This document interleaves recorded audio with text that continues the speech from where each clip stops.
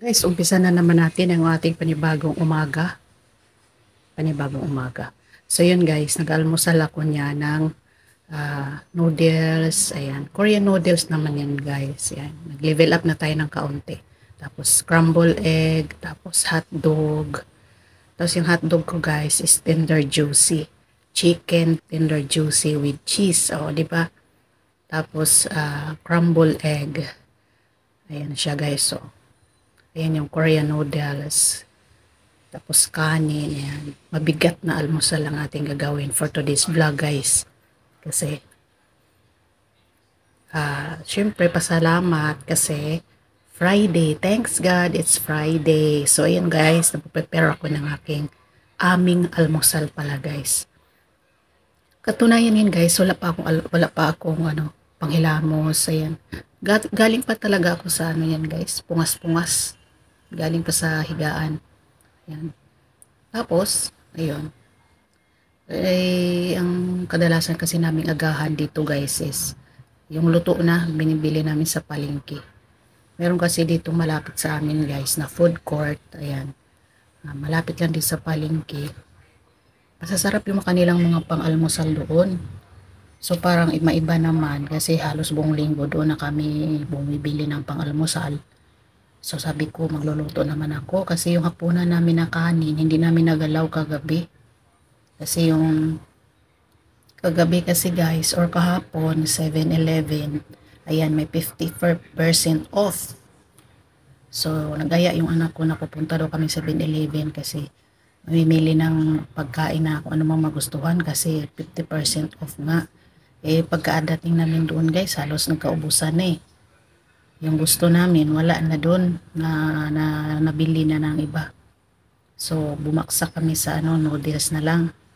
So okay naman kasi nakabili kami noon sa noodles na Korea na mahal yan pagka walang hindi siya naka-promo, nasa mga 100 plus, ayan, nasa 70 plus, depende sa flavor. So yun, naka-discount naman kami sa noodles. So ayun, umuwi na lang kami, naghanap kami mabilhan sa labas. Ayun, napunta kami sa Andox. Hindi ko na na-videohan guys, yung pagbili namin sa Andox. Basta yun na lang, nabili namin sa Andox. Bumili kami ng burrito na 4 na burger, yung regular. Tapos, bumili din yung anak ko ng fries. Tapos, ayun na, kinain na namin pagdating sa bahay. Yun yung hapunan namin kagabi. Kaya hindi na namin nagalaw yung aming kanin. Kasi yung lutuin ko sanang ulam noon is yung Shanghai. Nagkaayaan nga na bumili ng pagkain sa labas. So hindi na ako nakaluto ng ulam. Tapos ayan, pagkagising ko sabi ko, ano kayang pwedeng ipapare sa kanin para makain yun. So yun, naisip ko yun, mag-scramble egg. Tapos may hotdog naman na natira din, kaunti. Ayun, niluto ko din. Tapos, mayroon ding yung noodles na nabili namin. Ayun, kahit umaga, nagsasabaw kami kasi para matikman din namin yung nabili namin kagabi na noodles. So, ayun guys, habang hinihintay ko yung maluto yung mga sinalang ko. Handa ko ng matitimpla. Tapos ayan, sabay ko na rin pagalo-halo yung hotdog kasi baka matutong na. Tapos, isip ko magtimpla ko ng gatas. Tapos, timplahan ko si ng bunso ko ng gatas. Tapos, ako naman yung iniinom ko na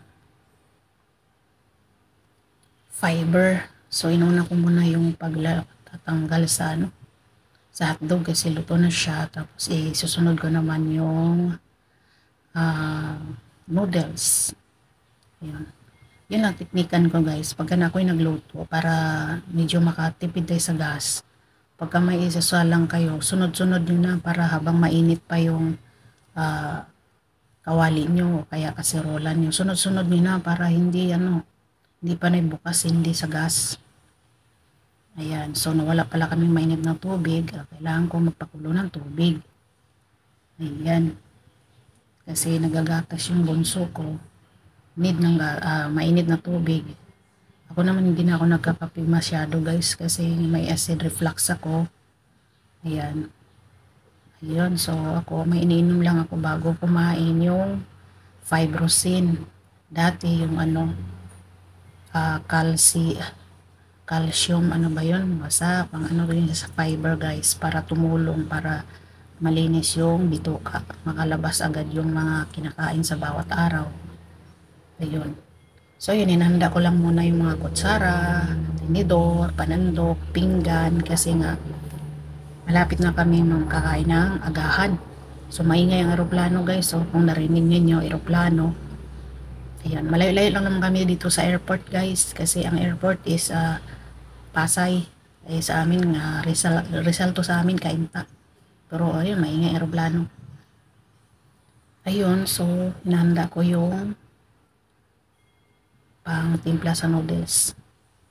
Ayan, halo-halo kasi malapit na rin siya.